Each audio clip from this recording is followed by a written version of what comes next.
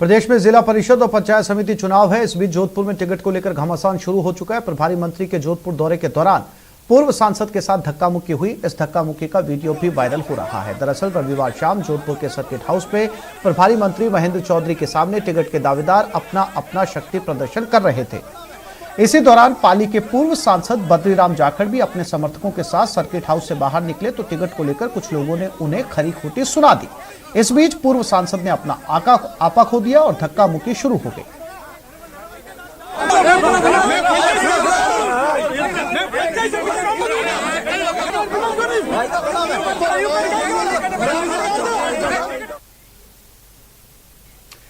Dark zone के शिक्षकों को बड़ी राहत मिली है। शिक्षा मंत्री डोटासरा ने इन्हें बड़ी राहत दी है। डार्क जोन के 3rd ग्रेड शिक्षकों से आवेदन लेंगे।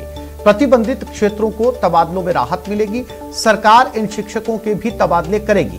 15 सितंबर से पहले सभी शिक्षकों को तबादलों की सौगात दी जाएगी। 10 सालों से ज्यादा शिक्षक तबादले की मांग कर रहे हैं।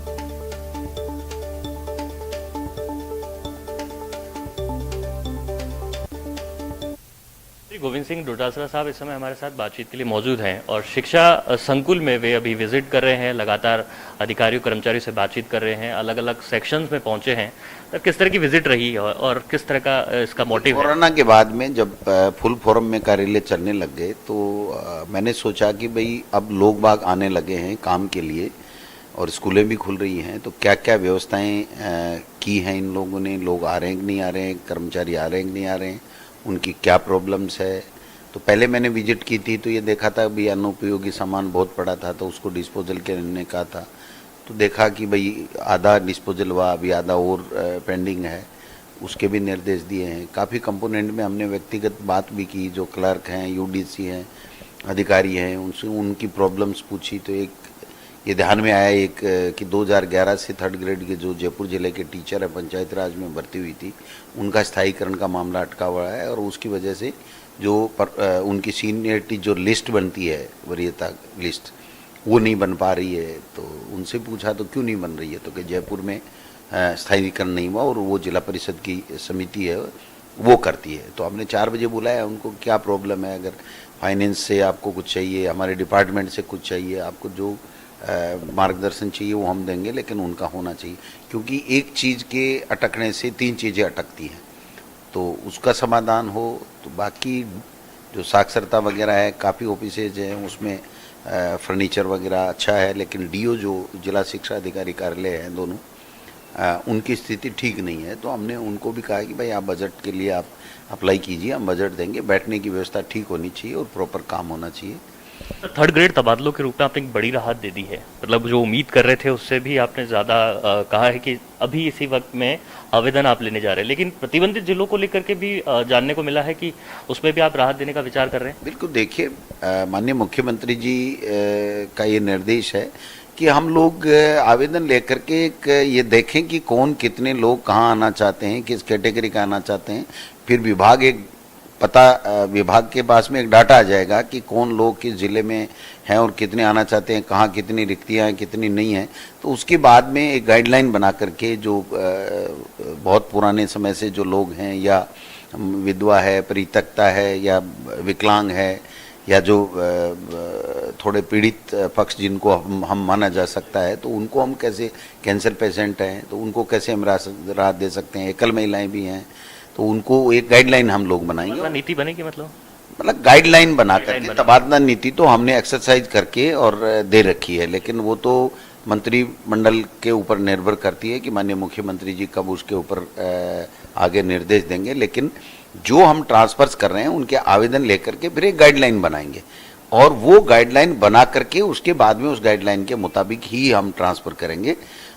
तो मैं समझता हूँ कि जो 1 महीने का बढ़ाया है तो उसमें 3rd ग्रेड के लोगों को भी लाभ मिलना चाहिए। ये माननीय मुख्यमंत्री जी की सोच थी, तो उसको हम लोग आगे बढ़ा रहे हैं।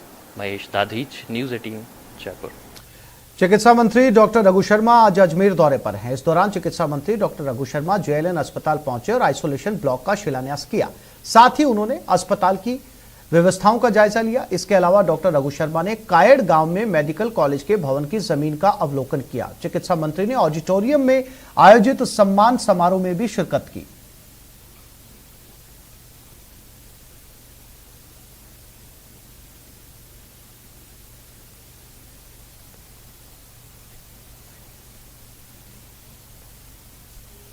बीजेपी आज से देश में जन आशीर्वाद यात्रा की शुरुआत कर रही है। इस यात्रा में मोदी सरकार के 39 मंत्री देश भर के 212 लोकसभा क्षेत्रों का दौरा करेंगे। इसकी शुरुआत आज से केंद्रीय मंत्री परिषद में शामिल नए मंत्री करेंगे। बीजेपी कोटे से बने ये मंत्री आज से जन आशीर्वाद यात्रा निकालेंगे।